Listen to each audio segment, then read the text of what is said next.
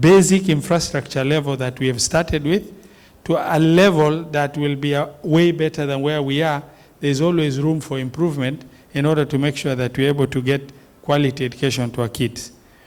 Bwana CS, a lot of people have spoken about the issue of Duxi system.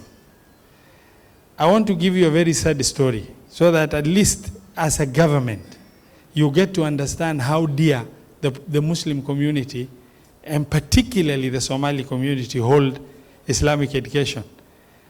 What we have now in Nairobi, Nakuru, Eldoret, Mombasa, and everywhere is that the Somalis that found opportunity to go to Europe, North America, and the rest, because of this issue of LTGB, or what's the term? Yeah, this homosexuality and many other issues, and the challenge it poses, and the risk that it poses. Most men have decided to remain behind, send their families back home to make sure they get a good Islamic foundation. So for us, it's an absolute necessity. And realizing this, in my 10 years as a governor, our brother Director General remembers very well, NACONEC, they remember very well, I decided to recruit 300 madrasa teachers informally. And I was called by Madam Amina, then CS for Education, and she requested, because we are working on something, please wait a bit, don't recruit them because it might spoil. The necessity has not gone away, and it will never go away. This reality, the sooner the government gets married to it, the better. Because at that point, what did I look at? We had the worst terror incidences in this country, both in terms of frequency of occurrence and severity of occurrence. And we did not do any background check on our madrasa teachers. As long as he reads and his ulama, he can understand. It was impossible for us. We said, if we formalize, bring the informal Islamic education system into the formal education, the government will be able to have full visibility in database in terms of who are teaching these kids. Who are the kids getting exposed to? What kind of narratives are they being taught? Because parents are too trusting. They will take the kids there, and then they are taught. At the end of it all, you never know what is being taught. And that is the challenge that we had, and it's an absolute necessity. It's very critical that you take it up as an issue that is inevitable, and we will support at parliamentary level. Lastly, because I don't want to take a lot of time, I'm very passionate about speaking about issues that touch the public. I want to congratulate His Excellency the Governor for operationalizing the Teachers Training College.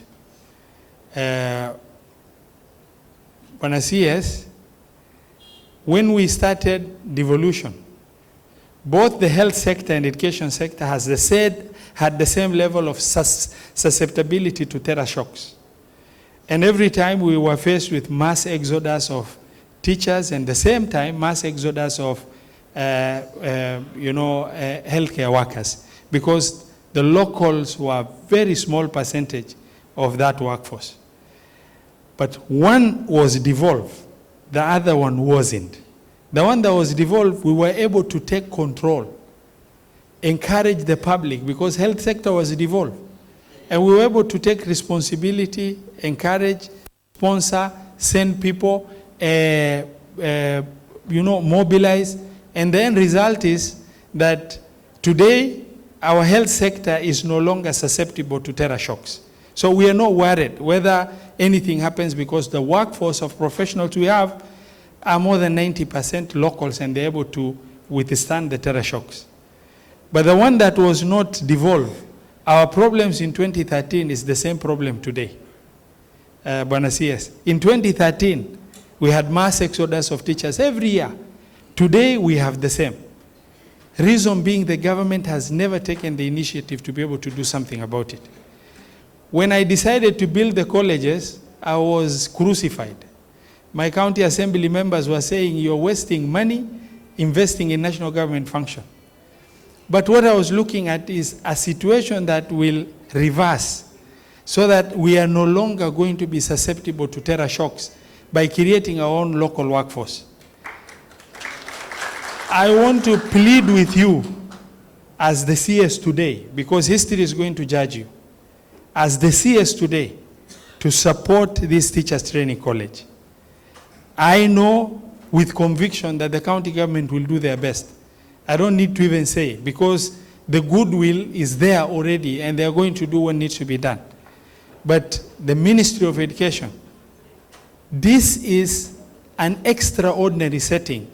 If you care about the population of this region, Mandera, Wajir, Garissa, and you care about our children having access to education, then we must deal with the issue of susceptibility to terror shocks, because the problems in Somalia, we cannot choose our neighbors. Unfortunately, we will remain closely bordered with Somalia. Unless Somalia becomes stable, the spillover of terror issues will continue affecting us.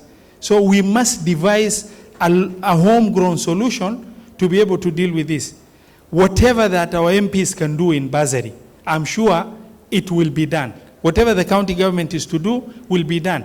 That college has taken over 350 million shilling already.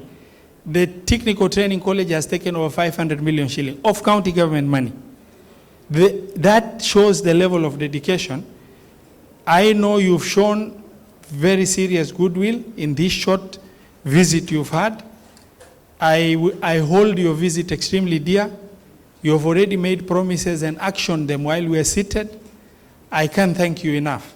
I just want to tell you, there are teachers training college across the country, but there is one teachers training college or two or three teachers training colleges in this region that is a transformational investment for the government of Kenya to save the population of this region from illiteracy resulting from lack of education because we have no teachers. I think I will leave it at that. I want to take this opportunity to say asante sana, karibu sana. We are immensely grateful for your visit. Wassalamu alaikum warahmatullahi wabarakatuh.